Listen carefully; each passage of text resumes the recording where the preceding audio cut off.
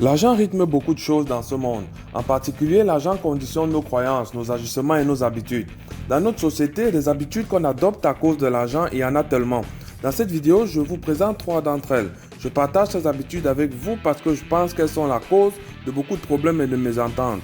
Je souhaite vivement qu'on puisse en prendre conscience et changer nos comportements. A tout de suite. Nos attitudes et décisions affectent incontestablement notre devenir. Dans cette chaîne, nous partageons à travers des exemples certaines leçons visant à améliorer notre compréhension de nous-mêmes et de la société. Le but est que chacun acquiert des connaissances lui permettant de prendre les bonnes décisions pour atteindre ses objectifs. N'hésite pas à laisser un commentaire à la fin de cette vidéo pour donner ton avis, car personne seul n'a le mot d'emploi de la vie. Je t'invite à cliquer sur j'aime, à t'abonner à la chaîne et à activer la petite cloche afin de recevoir une notification chaque fois qu'une nouvelle vidéo sera publiée.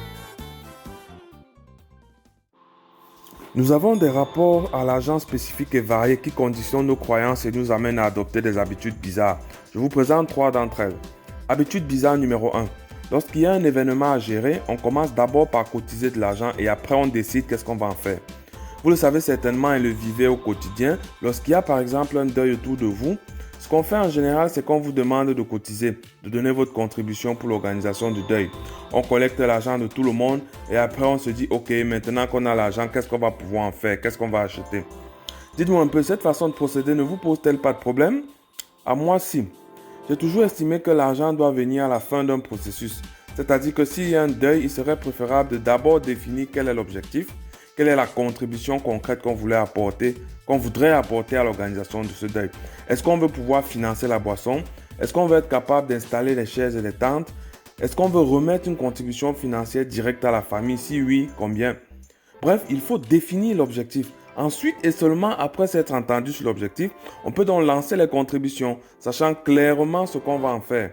L'argent doit être à la fin du processus et non au début. J'ai vu lors des deuils, par exemple, des gens se plaindre de demander des comptes sur l'argent qu'ils ont cotisé, estimant qu'ils ne voyaient pas à quoi leur argent a servi, estimant que cet argent aurait été détourné. Selon moi, ce genre de plainte n'est pas fondé car je me demande bien ce qu'ils se disaient en contribuant au départ. Si c'était entendu sur un objectif précis avant de cotiser, cette situation ne se serait pas produite. Mais comme ils ont cotisé sans objectif, c'est normal que l'argent prenne des trajectoires douteuses et qu'on ait du mal à voir à quoi il a servi. Habitude bizarre numéro 2. On accorde plus de valeur aux personnes qui ont de l'argent. J'ai pu malheureusement observer que ceux qui ont de l'argent semblent avoir plus de valeur aux yeux des autres. Je peux comprendre que ce soit parce qu'ils sont capables de soutenir financièrement les autres, mais je pense qu'on exagère un peu. L'importance qu'on leur donne est parfois telle que même ce qu'ils disent ont plus de valeur. Dans certaines familles nombreuses, il y a des personnes qui travaillent et ont des revenus et d'autres pas. Les personnes qui travaillent, qui ont des revenus sont toujours très bien traitées. Ce qu'elles disent est pris souvent très au sérieux. À l'opposé, les personnes qui ne travaillent pas ne sont pas prises au sérieux. Leur avis ne compte généralement pas lorsqu'il faut prendre des décisions importantes. Ce qu'elles disent est souvent négligé. Parfois, on leur empêche même de parler ou alors on ne les convoque même pas lorsqu'il s'agit de discuter de sujets sérieux et importants. Je connais une famille dans laquelle le plus jeune, qui est le cadet, a un emploi, tandis que ses 2 aînés, diplômés ingénieurs, sont encore en recherche d'emploi et habitent dans la maison familiale.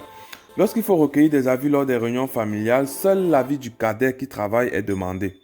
Les 2 autres sont juste des figurants. Et c'est bien dommage. La valeur de quelqu'un ne devrait pas être liée à l'argent qu'il possède. La capacité de réflexion, d'émettre des idées pertinentes pour résoudre un problème, ne devrait pas être liée au fait de posséder ou non de l'argent. Mais hélas. Habitude bizarre numéro 3. On croit que quand quelqu'un dépense beaucoup d'argent, alors cela prouve qu'il est riche. Cette fausse croyance provient en fait de la conception erronée du riche et du pauvre, qui découle du manque d'éducation financière qui nous caractérise. Quand on voit quelqu'un qui dépense de l'argent, on se dit que cette personne est riche. Pourtant, pour quelqu'un qui dépense de grosses sommes d'argent, la seule certitude est qu'il est en train de s'appauvrir. Pourtant, on associe cela à la richesse. Pour dire que quelqu'un est riche, il faut s'intéresser à ce qui sort de ses poches tout autant qu'à ce qui entre dans ses poches.